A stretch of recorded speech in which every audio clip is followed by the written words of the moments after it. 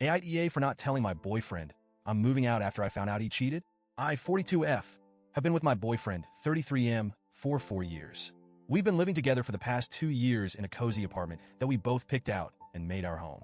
Well, it was home until everything fell apart. Before I get into what happened, let me give you some backstory. My boyfriend and I met about 8 years ago through mutual friends. Back then, we were just buddies, close enough to hang out regularly, but never crossing that line into anything romantic. He was funny, kind, and easy to talk to, and over time, we developed a strong friendship. During those early years, he lived with his best friend, Tina, 34F. Tina was always in the picture, and I'd be lying if I said I didn't notice how close they were. Anytime she called, he would drop everything to help her. She seemed to have a knack for getting herself into messes, whether it was financial trouble, drama with friends, or relationship issues, and he was always there to bail her out. At first, I thought it was sweet. He was loyal to his friends, and I admired that. But as our friendship grew deeper, and later when we started dating, I began to question the nature of their relationship. Tina seemed to lean on him a lot, and he always made her a priority. When I brought up my concerns, he reassured me every time. She's just a friend. We've known each other forever. It's nothing like that. She's like a sister to me. And I believed him, or at least I convinced myself to believe him. Fast forward to 2 years ago, when we decided to move in together. I was thrilled. We had been dating for a while, and this felt like the natural next step. But there was a catch. Tina was also moving out of her place, and my boyfriend suggested she stay with us temporarily until she got back on her feet. I wasn't thrilled about the idea. Having his ex-roommate, someone I already felt uneasy about, living with us wasn't exactly my dream scenario. But I wanted to support him and not come across as insecure or controlling. So I agreed, telling myself it was only temporary. At first, everything seemed fine. Tina and I got along okay, though we were never particularly close. She was polite, even friendly, and she made an effort to be part of the household. But over time, I started noticing little things that set off alarm bells. She and my boyfriend had an ease with each other that sometimes felt too intimate.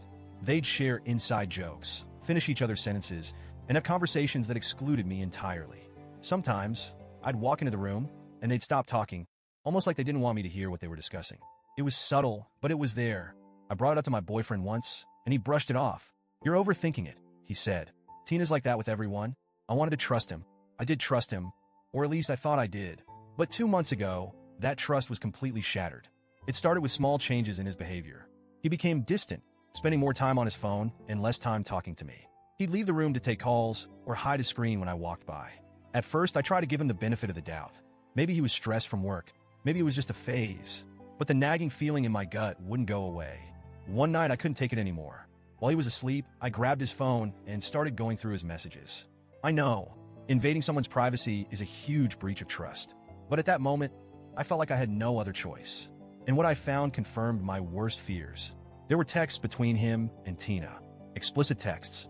Messages that made it clear they weren't just friends. I read through them, feeling my stomach churn with every word. They talked about meeting up, shared private jokes, and even reminisced about things they'd done together. Things I had no idea about. I was shaking when I woke him up. I shoved the phone in his face and demanded an explanation. At first, he denied everything, claiming it was just joking around and that I was blowing things out of proportion. But when I pressed him further, he finally admitted it. He had slept with Tina. He swore it was a one-time thing. He said it was a mistake and that it didn't mean anything. But the messages told a different story. They didn't sound like two people who regretted their actions. They sounded like two people who were comfortable lying to my face while carrying on behind my back. I felt betrayed, humiliated, and sick to my core. How could he do this to me? How could he look me in the eye every day, knowing what he had done? And how could Tina, a woman who had eaten meals with me, laughed with me, and pretended to be my friend, be part of this? After the confrontation, he begged me to stay. He promised he'd cut off all contact with Tina, go to therapy, do whatever it took to earn back my trust. But the damage was already done. I knew I could never look at him the same way again.